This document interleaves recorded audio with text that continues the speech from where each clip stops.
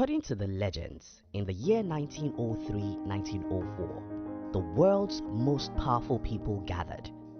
Though these people were rivals and business enemies, they have one thing that united them, and that's how to influence what children are taught in schools.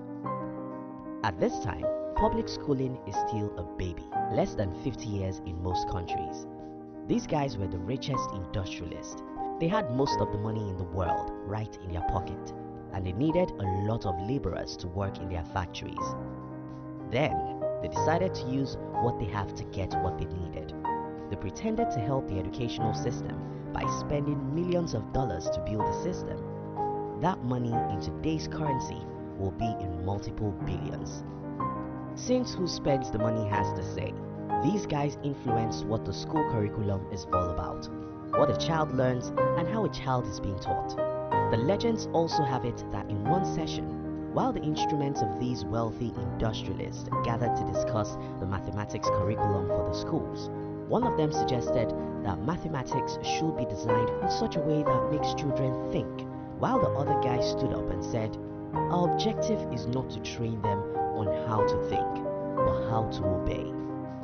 Take it or leave it. The school was never designed to train you on how to think. It was designed to train you on how to obey instructions. Not everyone can be an entrepreneur.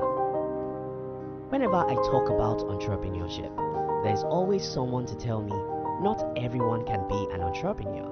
And I agree with that. Not everyone can be an entrepreneur, but we teach every child to be an employee. How does that make sense to you? Most people said, not everyone can be rich, so don't talk as if everyone will become a millionaire. I agree with you. Not everyone will become a millionaire.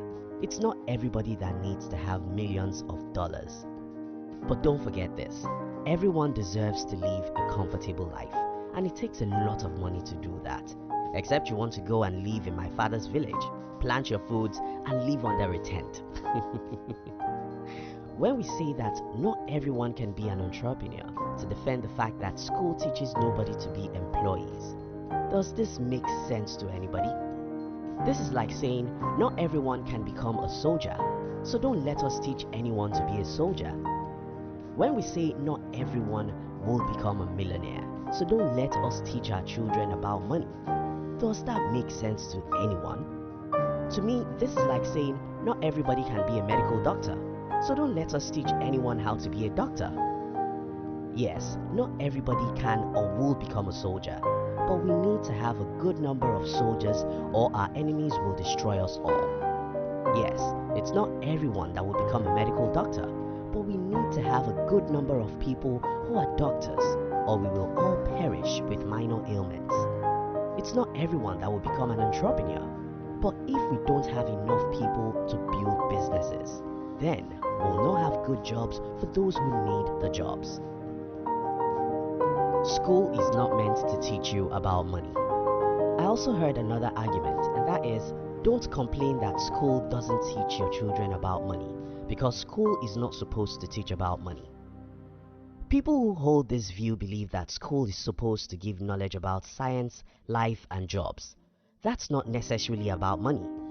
The problem I have with people in this school of thought is that myself, like every adult who knows that money is the most important thing after oxygen.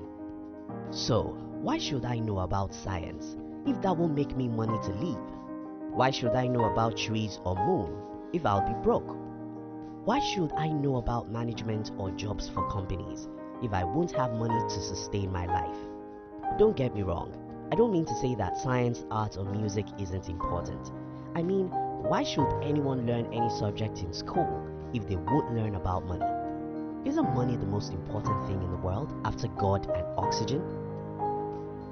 So, why do our dubious forefathers influence the school system to teach us how to become employees?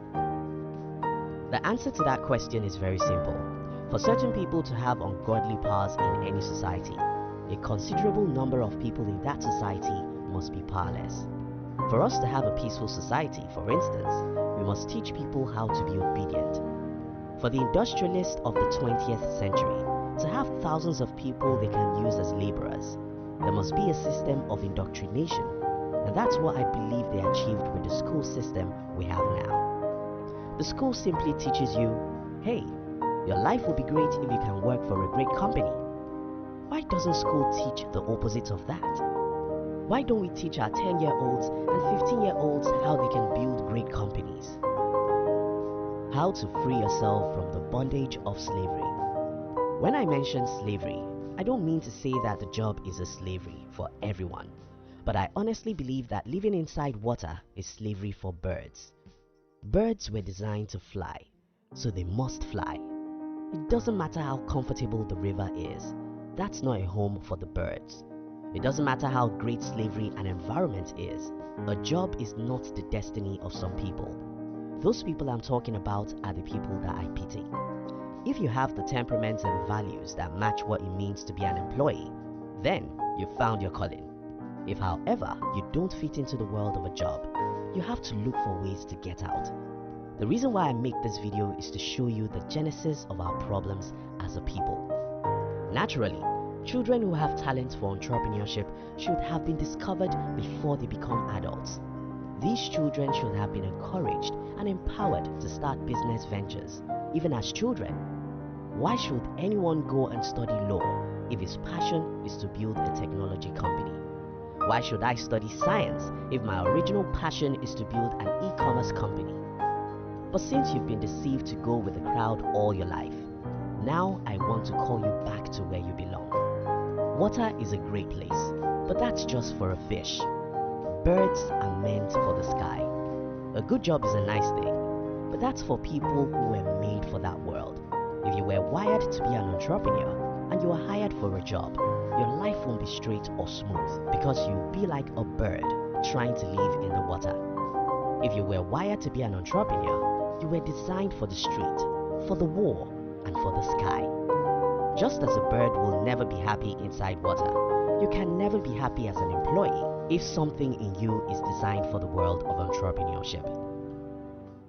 So what should you do? First, know who you are and why you are unhappy as an employee. Second, know that you have the power to fly. You must know that you are where you are, not because you are dumb, but because you were deceived. Knowing this will give you some strength. You must also know that you have the feather to fly. Though you've not been trained on how to use the feather, you can learn how to use it. The reason why school taught everyone to be an employee is not because everyone should be an employee. The reason why school teaches everyone to be an employee is because if the whole world is an employee, the labor will be cheap, as it is today. And that was not by accident. Certain people sat down to design it that way. It's up to you to know who you are and fight for what you believe you deserve.